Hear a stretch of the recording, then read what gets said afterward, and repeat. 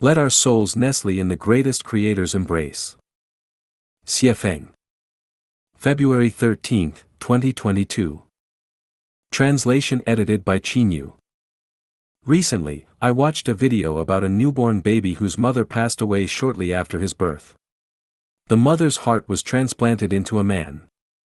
Despite being comforted by many people, the baby continued to cry. However, when the man who received the heart transplant from the baby's mother held him, the baby stopped crying and smiled. Looking at the baby's expression, it felt like he had found the most comfortable, warm, and secure haven. We are all like infants, regardless of where we go or what situations we face. We all need the safest, warmest, and most comfortable haven, and that haven is in the greatest Creator's embrace. No matter who we are, how old we are, whether we are rich or poor, whether we have achieved something or not, there will always be times when we feel disappointed and disheartened. There will be times when we are physically weak due to illness, times when we feel hopeless or even desperate, and of course, times when we are filled with worry and fear. What do we rely on to get through these difficult times? We will find that nothing is reliable, neither the government, nor family and friends, nor wealth, nor status, nor fame. The only reliable thing is the ancestor of Buddha, the greatest Creator. When we entrust our lives to the greatest Creator, let our souls nestle in the greatest Creator's embrace, we can truly feel safe and at ease, feel happy and free, feel warm and peaceful. This is a reflection of my personal experience.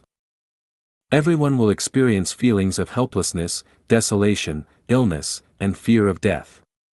At such times, the most comforting energy comes from the ancestor of Buddha, the greatest Creator. When our souls nestle in the greatest Creator's embrace, all negative and detrimental thoughts and emotions disappear, and we can face all difficulties, misfortunes, and even death with equanimity. Perhaps many people have not experienced this feeling because they have not yet recognized the greatest Creator or understood the greatest Creator. When you truly understand the principles of life and space-time, understand the mysteries of life's reincarnation and transformation, you will find that all the good things in life, such as happiness, health, joy, freedom, wealth, and bliss, all come from the greatest Creator because the greatest Creator is the source of everything. Today, I read a view on WeChat that said, the soul is difficult to live with a reliance. The ultimate enlightenment is to have no reliance. This is the inevitable path for every soul to ascend. From different positions and perspectives, we can draw different conclusions. From my position and perspective, the soul can be independent of any person or thing, but it must rely on the greatest Creator. The soul must have something to rely on, and that object of reliance is the greatest Creator. I cannot imagine what a soul without reliance would be like.